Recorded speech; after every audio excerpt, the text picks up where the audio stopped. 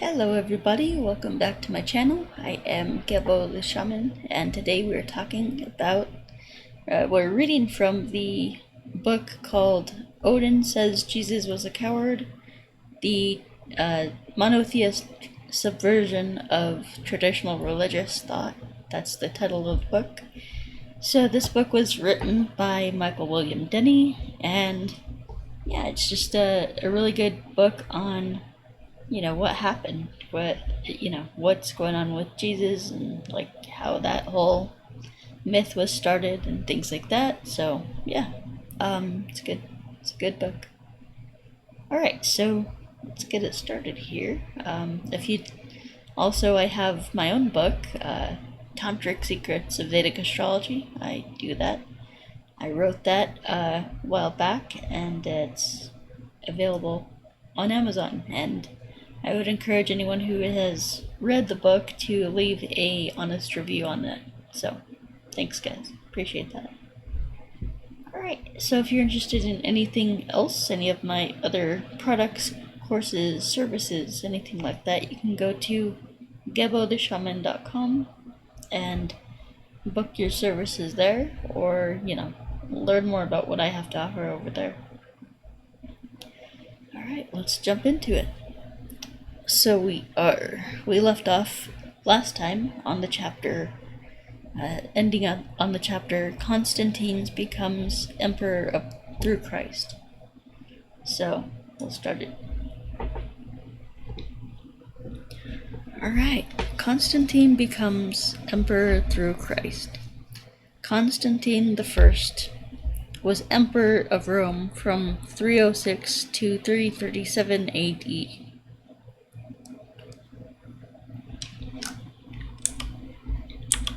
Oops. Actually, alright. So he was emperor from 306 to 337 AD. Constantine secured his title of Caesar when he defeated the Roman Emperor Maxentius,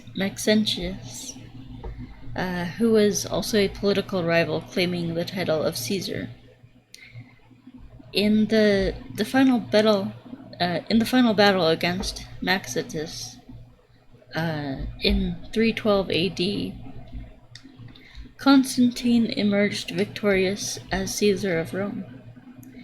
Conquer through this. Constantine was eager to consolidate his rule over Rome, but there was another claimant to the throne named Maxentius,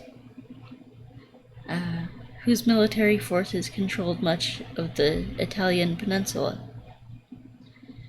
Constantine, eager to defeat Maxentius and take the title of Caesar, was advised against attacking Maxentius by his generals.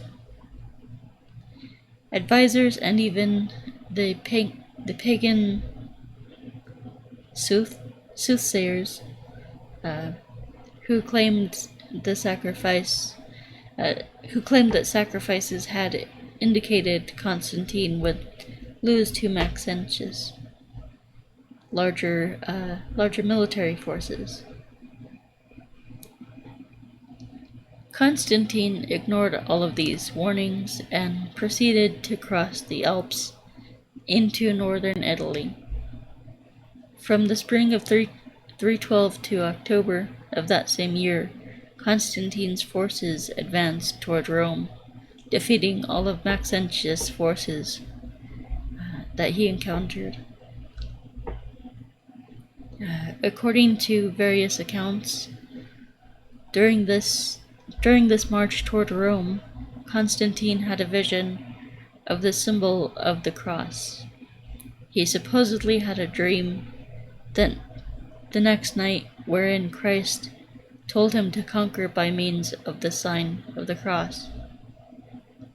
On October 28th, 312 AD, Maxentius' forces met Constantine's army at the Milvian Bridge outside of Rome, where Maxentius' forces were quickly defeated, and Maxentius was killed during an attempted retreat.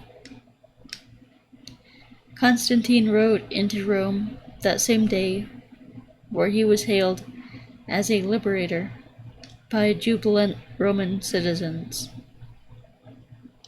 He was declared Caesar of Rome shortly thereafter.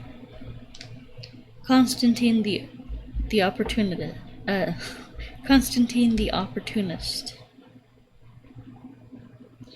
Constantine was, by all accounts, rather uneducated prior to his conversion.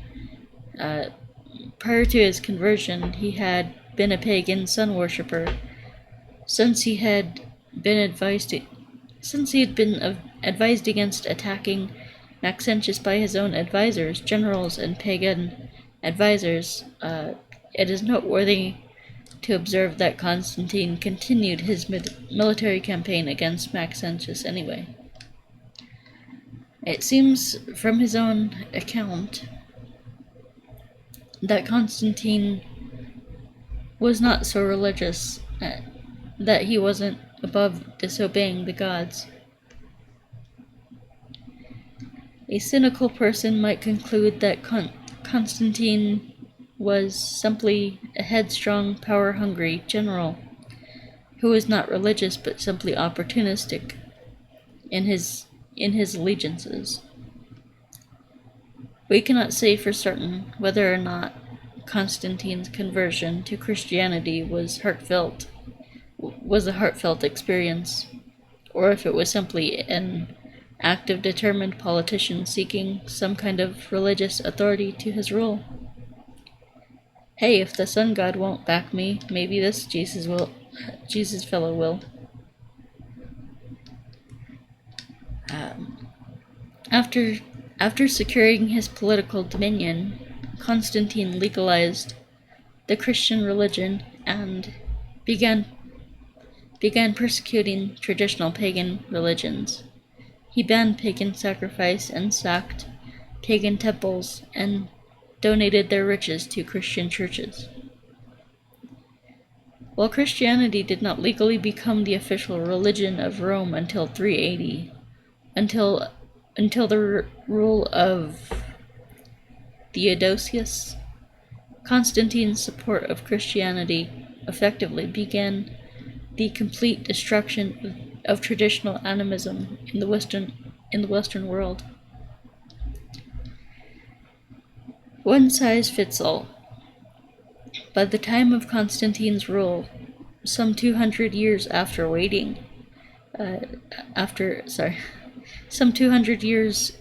writing of the Gospels, the Roman Empire was long overdue for a state religion that would unify all the disparate cultures and religions within its borders. Long before the advent of monotheism in Rome, the Roman Empire would justify its conquest of other cultures with propaganda that was bringing the light of civilization to the dark and backward primitive world. But this vast and growing empire of non-Romans created somewhat of a problem. As the Roman Empire grew, more and more foreign religions were tolerated within the empire. As Rome sought to gobble up the entire known world into itself, it became harder and harder to unify such a diverse religious and cultural landscape. As demonstrated with the Messianic Jewish rebels, religion itself was a powerful tool for any would-be malcontents to motivate populations to rebel against Roman authority. Since Rome saw herself as the one true civilization, it was only a matter of time before she invented a one-size-fits-all religion with which she could control all of her subjects. Christianity, while Christianity, while initially invented to solve the rebel Jewish problem, was a... Sorry guys, hold on. Alright guys, I'm back, sorry about that. Alright, so, continuing. Christianity, while initially invented to solve the rebel Jewish problem, was a ready-made tool for increased control over the entire empire. Enter would-be Roman Emperor Constantine. One can easily see the usefulness of a monotheistic religion to create a monocultural empire. Better yet, why not completely exclusive monotheist religion? Why not a better yet, why not a completely exclusive monotheistic religion? Better yet, a religion that is so exclusive that anyone who rejects it will be externally imprisoned. One that is so exclusive that anyone who rejects it will be eternally imprisoned and tortured for their blasphemy. In recent years, more and more historical evidence has come forth that supports the idea concerning the Roman origins of monotheist Christianity. For those wanting a more thorough historical examination of the Roman invention of Christianity, I direct you to the works of Joseph Atwell. Another great resource for the mythological well upon which the Jesus myth was drawn is found in the first half of the film Zeitgeist, the movie. The second half of the movie is a bunch of conspiracy theory stuff that is not relevant to this subject. Google either of these resources and you'll find a plethora of readily available info on the subject of the mythological origins of the Jesus myth. Alright. However, Christianity did not invent modern monotheism. It only built upon it. In my personal opinion, monotheism is the single most destructive force ever unleashed upon the planet. The big three religions of Christianity, Islam, and Judaism are responsible for a monumental shift in human thinking that is unrivaled in the history of human existence. During the previous 98,000 years of modern human existence, before Christianity, and perhaps even before that, humans evolved as animists. Monotheism changed the course of human evolution, and as a result changed the course of history, not just for human civilization, but for all life on planet Earth. Alright. Checking time. Okay. Alright. We'll begin the chapter called The Problem of Literalism. Problem of Literalism. Institutionalized Christianity has been founded upon the concept of literalism. Christian source material is presented as literal, historical fact, rather than religious symbolism. This was a revolutionary approach to religion. Up until this time, all religions were known to be mythological, not literal. Humans in ancient times actually placed much more authority in mythical wisdom as opposed to the literal knowledge of facts. In modern times, on on the other hand, when we identify any belief system as being mythological, it is often used as an argument against its religious validity. Our modern bias is to view myth as quaint, outdated, fantastical superstition. Traditionally speaking, however, the mythological spiritual perspective did not decrease the devolution of believers, rather it increased it. To better understand this, we can examine the holographic nature of mythical thinking among devout polytheists in traditional polytheism. As I often do, I will use my Hindu cousins as an example, being that Hinduism is the oldest and only remaining Indo-European religion that retains an unbroken connection into prehistory. As such, it is very authoritative. It is a very authoritative example of the traditional animistic polytheist mindset.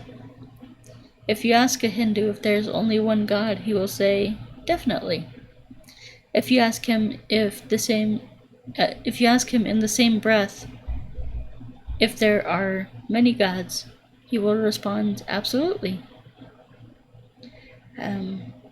If you ask him if Ganesha is real, he will say yes. If you ask him if Ganesha is only a symbol, he will say, of course. To the modern Western mind, this sounds like nebulous, confused nonsense.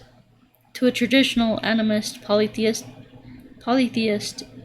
this is the holographic understanding of a dynamic, conscious universe where light is both a particle and a wave. In the holographic viewpoint, things can exist in multiple forms and in multiple dimensions simultaneously. To say that Ganesha is merely a symbol does not in any way diminish his actual and real existence in the mind of a Hindu. To say that there is only one God, while simultaneously saying that there are many gods, only expands on the possibilities of spiritual existence experience for the devotee. This kind of thinking is very foreign to the modern Westerners. This difficulty of Westerners to comprehend the polytheistic holographic understanding of reality is directly attributable to the indoctrination of the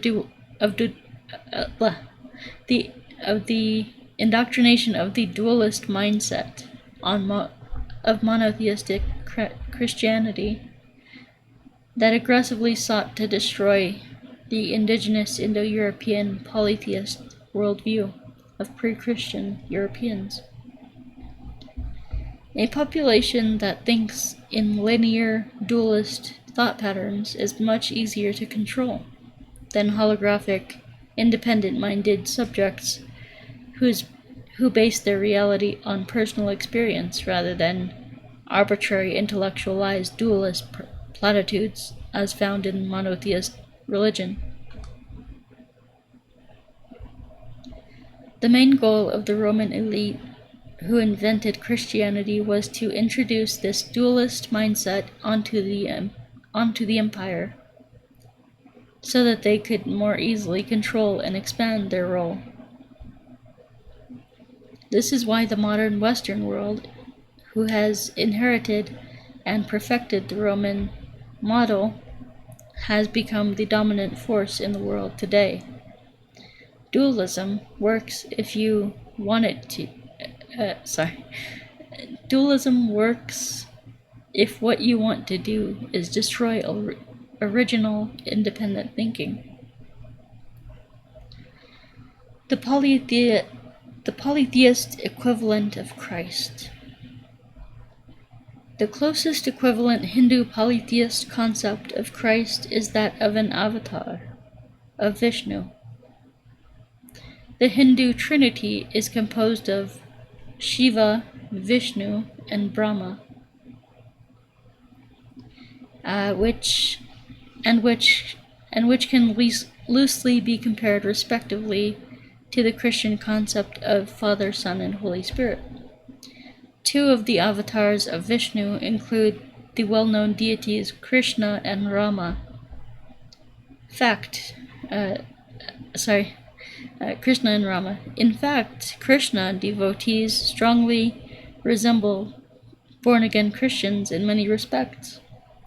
If you were to overhear them speak about their beloved deity, and you were to replace the word Krishna with Jesus, you might never know the difference. One main difference between the avatars of Vishnu and the one main difference between the avatars of Vishnu and the Christ man, Jesus, is that the avatars of Vishnu avatars of Vishnu are not, nor were they ever thought to have been actual human beings, at least not in the literal sense that Jesus is depicted in the Gospels. The non-literal status of these avatars does not invalidate them in the minds of their followers. In fact, their mythological origin is wherein dwells their power. The mere fact that one cannot prove the physical existence of Krishna does not in any way detract from his experiential reality to his believers.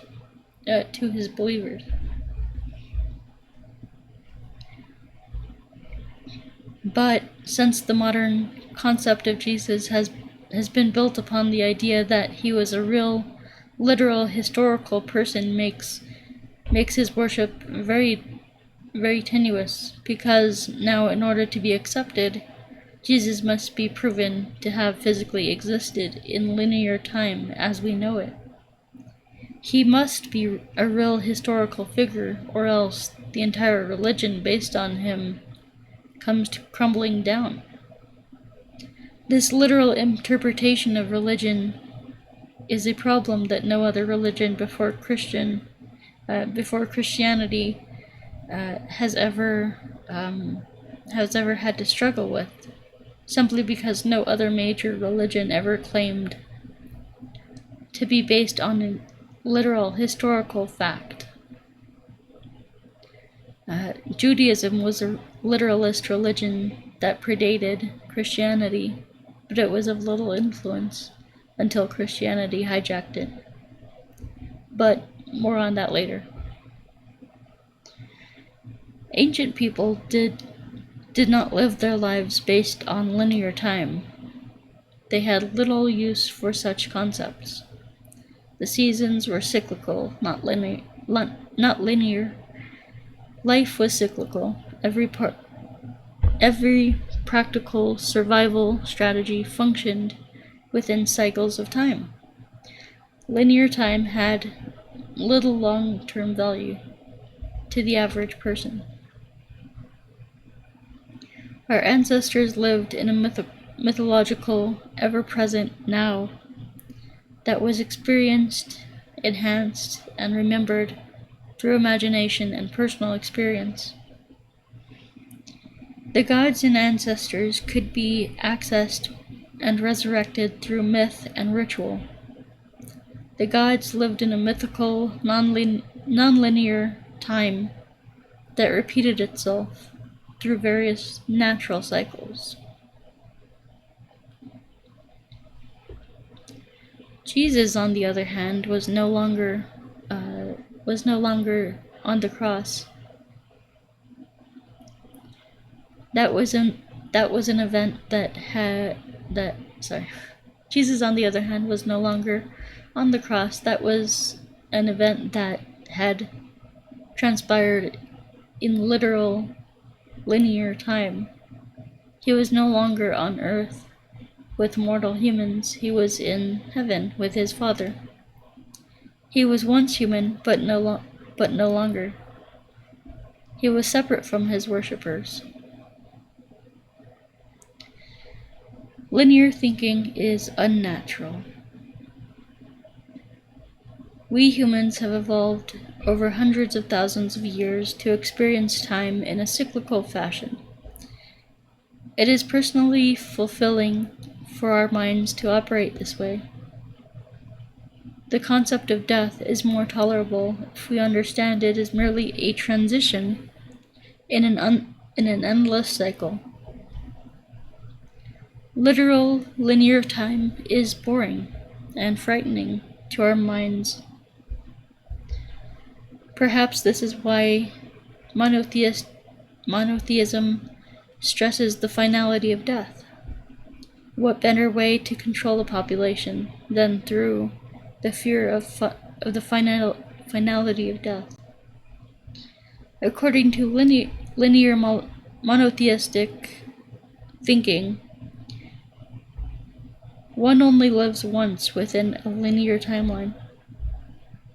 The average person runs the very likely possibility that after death there is only a horrific eternity of torture that never experiences a transition. One is locked into a never-ending timeline that never changes or transforms. Come to think of it, when viewed in this fashion, the Christian heaven sounds pretty boring too. Sitting around for an unchanging eternity on top of a cloud, listening to an angelic choir singing the praises of Jehovah. Geez, what a horribly boring existence. Which is worse, eternal punishment or eternal boredom? The idea of a static eternity is not part of human experience. It has no positive effect on the human mind. It promotes a stagnant thought process. It dulls human awareness. To function this way is not a sign of evolution. It is a sign that something is wrong with us, that we are out of harmony with ourselves. Alright, let me see here. How long is this one? Just give me a second, guys. Alright. I'll go ahead and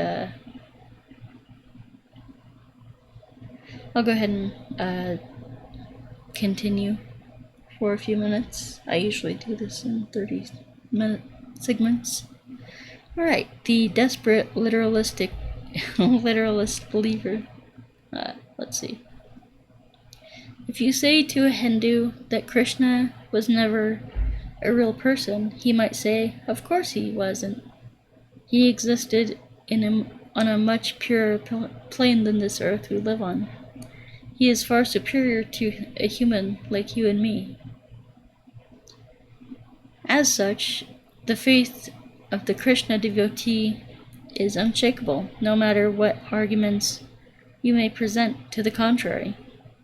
He has personal experience with the holographic energy of Krishna, and that is more real, satisfying, and persuasive to him than any supposed historical evidence or lack thereof.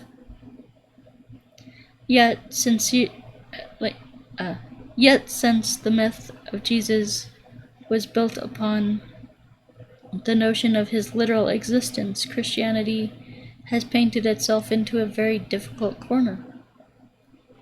When I was a practicing Christian, I often heard Christians utter the following phrase: "We worship a good God. I know my God is real. I know, absolutely know in my heart of hearts, my God is real and he loves me." I have never ever heard a practicing polytheist utter such a phrase. Polytheists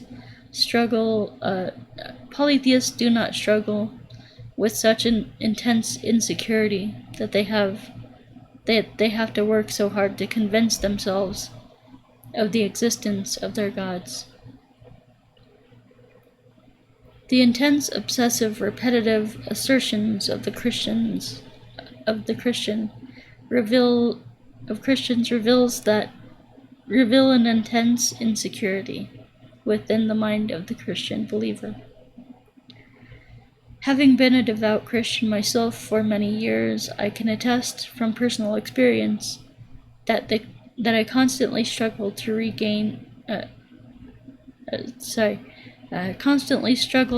rein in the confusion and doubt that plagued me as I tried to make the untenable, contradictory elements of my faith make sense to my mind. So I understand completely why those Christians have to obsessively convince themselves that their God is real and that He is good. They must do so because if they didn't, the internal reality of their experience of Christianity is constantly telling them that the vengeful Christian God is actually not very good at all, and he does not feel real to them. And without the mechanism of guilt and punishment built into Christianity, no one would believe it. Why would you? Who wants to trust their souls to such an angry, insecure, punishing God? My point is that since Christianity founded itself upon the idea of literalness, it creates a very unstable base that is untenable to the human mind. Simultaneously, the fact that Christianity is founded upon the presumption of the literal existence of Jesus, Moses, Noah, etc., it has painted itself into a corner where the very validity of the religion itself invites scrutiny. And of course, even the slightest attempt at any objective scrutiny as to the literal existence of such people will result in the determination that these people could not ever have ever existed. Mythological religions, on the other hand, do not need to contend with this problem. The fact that Zeus, Jupiter, Odin, Thor, Krishna, Ganesha, Quetzalcoatl, etc., never actually existed in literal physical form is not a detriment to their respective religions, but rather a selling point. These are beings, entities, powers that transcend the limitation of time and literal existence, so any attempt to objectively disprove their existence only opens up the human imagination to allow these beings to become more multifaceted than before. The fact that these beings cannot have ever lived in linear time or limited three-dimensional space only invites the mind to imagine them transcending human limitation. This is not only exciting, fulfilling, and fun for our minds, but it enhances our ability to thrive in our three-dimensional world. The human mind has evolved the strategy of mythologizing our heroes in order to better interface with our environment. And this strategy works very well when we live in harmony with our external environment. Once someone has had an experience with a mythological deity through their imagination, with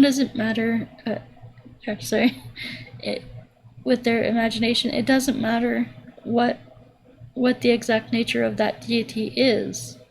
Whether the deity is imaginary or literal can change on a daily basis and transform in order to meet the needs of the worshipper.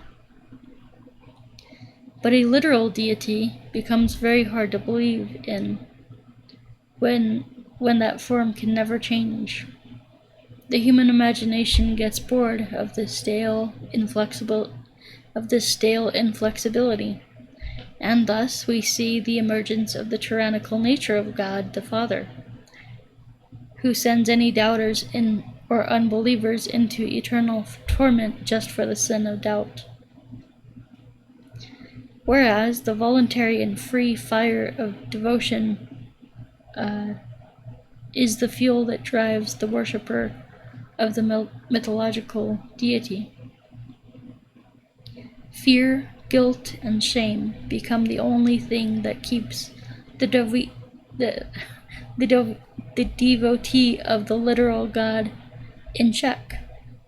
Without it, he would surely abandon the literal God for the sheer pleasure of the mythological beings that gladly seek ways to change in order to fulfill the needs of the worship of the human imagination. This natural human aversion to the limitations of literalism sets the stage for the emergence of the jealous God, Jehovah, and the birth of modern monotheism. Can't talk. Alright guys, I'm gonna leave it there. So that was fun. Yeah, so anyway guys, if you enjoyed this reading, then leave a like button, click the like button. If you want to see more of these, this is the 5th one in the series.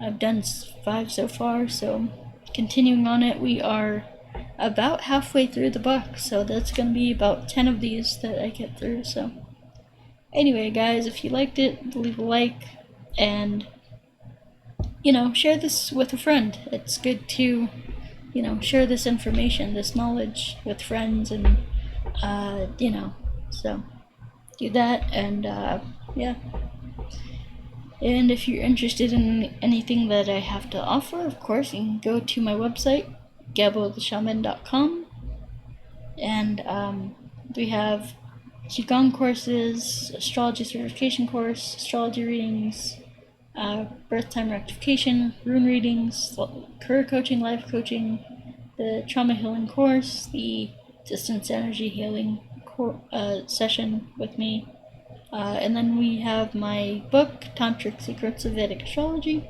written by yours truly, so you can check those out as well. Anyway, for any information or anything like that, you can go to gebotheshaman.com. And excuse me. Alright, so that's all I have for you today, so we will talk to you next time.